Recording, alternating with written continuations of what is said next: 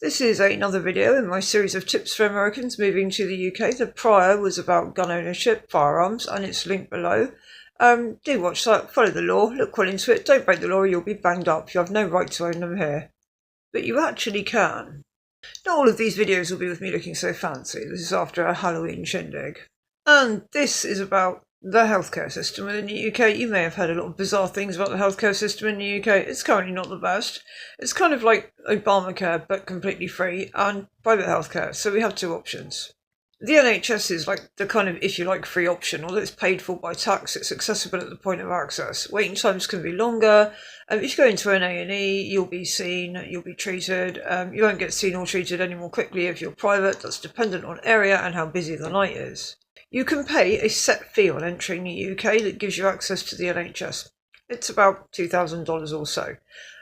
It will give you access to the UK for the duration of your stay, and it's like a one-off insurance payment. It's often a great deal cheaper than going through private insurers and can be purchased from the government. I recommend you look into it. If you don't want that, you can buy private insurance here, the same as in America. It's actually cheaper. For the most part, it costs about £250 a year for blanket GP access programs or subscription services. So for about £250 a year from Bupa, you can see a GP as many times as you want.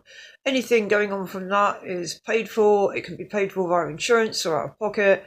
Private prescriptions, again, are paid for. They're usually around about £30 per prescription, but it can depend on what it is. All of those prescriptions can be obtained via your GP by taking a private letter there. That'd be your NHS GP, if you've got paperwork and citizenship. And they will often go, oh, the private GP says that, okay, we'll have a look at you. Oh, you do need it. And at that point, you get it on the NHS for about £8, £9 for the prescription monthly. This means you're not put in a position where you can't afford meds, you need to stay alive. Even under the NHS, you have a right to request certain hospitals that are within a reachable and reasonable distance and have spare spaces to be seen. You're not stuck with what you're ordered to go do. You do have a degree of choice, even within the, if you like, free system. If you have a very, very long hospital stay in the NHS, it will not cost you anything. Your hospital meals also do not cost you anything.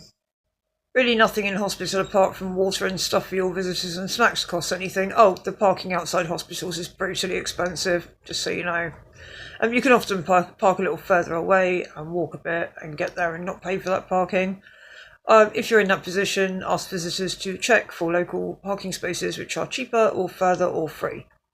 I hope this is informative and gives you some idea of what actual kinds of healthcare access are available in the UK.